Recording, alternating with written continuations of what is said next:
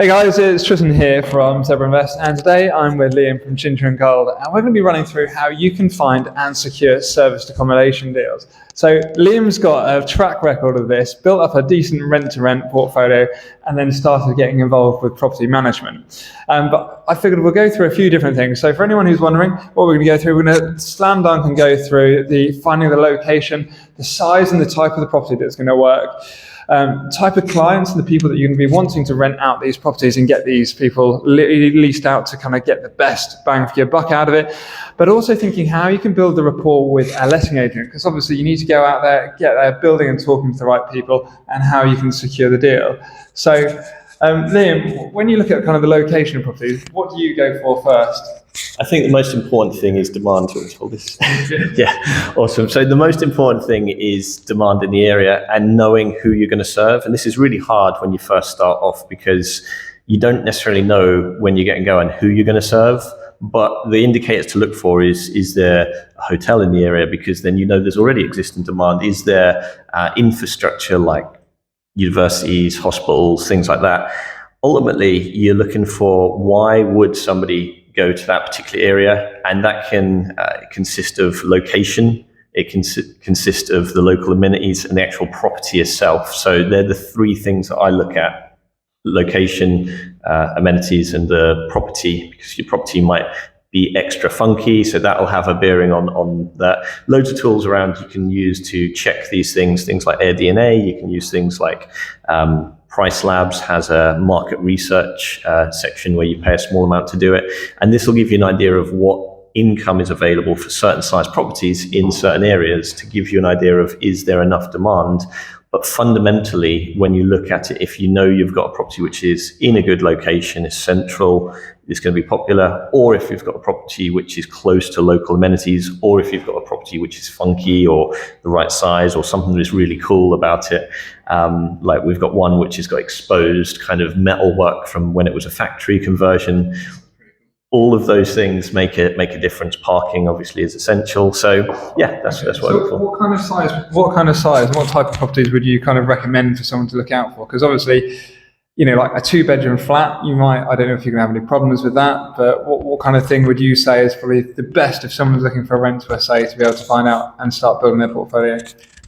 So if somebody was looking to start, again, it's a case of it depends, but these are the things which I definitely look for to make life easier. Is check to see proximity to neighbours in general. So if you are looking at an apartment, for instance, you just want to check that you've got neighbours often on up above, down below, and you know, like the left and right. So you really want to just go, is this right for the area? Because so many rent-to-rent people that I know take on these properties, and then for whatever reason, they get stopped doing it. Either the lease doesn't say it, someone else complains about the noise, or exactly. Lease particularly, check you're allowed to do it by the lease. So check the lease, check the block management company, check the mortgage. LBM basically is how to remember it. And if you've checked that the lease allows it, and then you can have a look at the block management company, see if they allow it to happen within, say, an apartment. And then you still want to check that the mortgage, the owners put it on the right kind of mortgage for their own sake. You really want to check those things. So is it a little bit easier when you're looking at, say, like a freehold house or something like that? Oh, 100%. Yeah. So freehold house. So I would go freehold. I would make sure it's got space for car parking. It's really easy to allow people to access it. It's one of the biggest things at the moment. And I would also make sure that the size of the property is the most popular. So at the moment for me, it's groups. There's a lot of people, a lot of workmen currently looking to stay in places where they're looking for lots of guys in there, but each want their own bedroom for privacy, right? Nobody wants to share a hotel room with... So the days of having 2 zip and link beds are over? Yeah, pretty much. I would say that 2 years ago, I was saying to even yourself, I was like, yeah, get zip and link beds. It just gives you that choice. Nobody wants a zip and link bed anymore. They all want double beds because that's what they've got at home. Yeah. So now they want their own bedroom. And this is the case of what you see in every market, is that expectations increase and quality increases, and the stuff which doesn't have these things like decreases. So to answer your questions directly, if possible, what I would look for now if I would start, and I would go for freehold, I would go for parking, and I would make sure I can at least have a double bed in every room, if not a king size. Alrighty. So when you're looking at, you kind of really just touched on there, really you're kind of hopefully looking for contractors to kind of come in and take these properties on and use them, because that's really the best way to get the income out of them. But so when you actually start going out and you're looking and you're talking to lettings agents, how do you kind of build the rapport or work out who to talk to? So for me, originally, it was a case of going to every local letting agent. You can literally sit there at a desktop for 1 hour research. Think of it like doing something like Off the Apprentice, where you can literally figure out who are the letting agents in the area, wipe out every national, just get rid of them. So, your William H. Browns and stuff like that, don't even bother with. They're just not worth going into.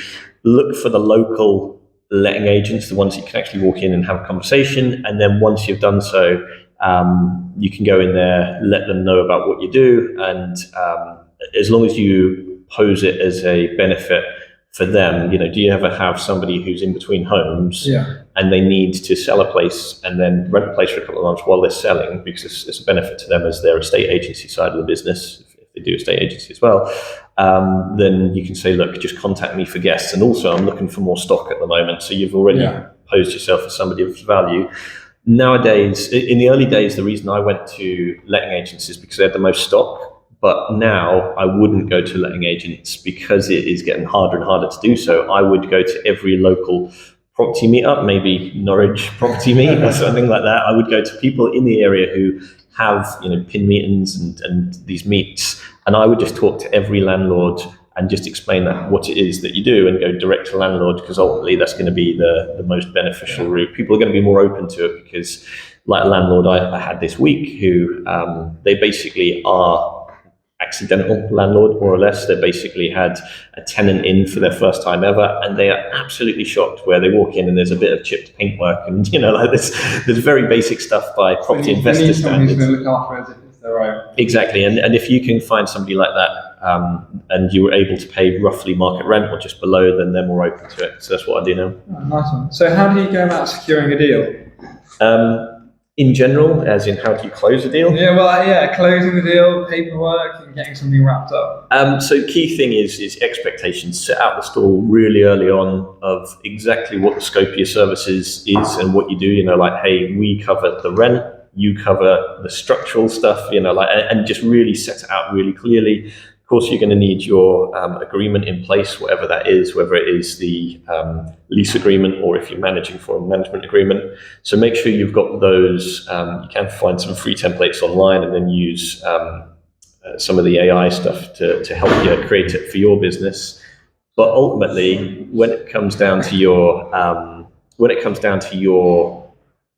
actual agreement, it's best to put it through a solicitor and stuff like that if you want it dedicated to your business. In the early days, I didn't. I just used what I could do to get the agreement, because ultimately, whatever the agreement says, it's two people trusting each other, and as long as you've got something in place, then you can move forward. So once you've got all that in place, probably the hardest thing comes before the sign in the document. It is actually more about the expectations of just serviced accommodation and short-term rental. You need the furniture in place. You need to know the quality of furniture. So have some pictures, have a meeting with the landlord, and really get that stuff down before the agreements get signed. Once the agreements get signed, it's actually quite easy, just sorting furniture and stuff. Yeah. All right, nice one. Well, Liam, thank you very much for the chat. We'll possibly go through over the next couple of months other videos and bits of content that can help you find how you can go direct to vendor, whether you're looking to grow and scale your business or maximise your occupancy. Cheers.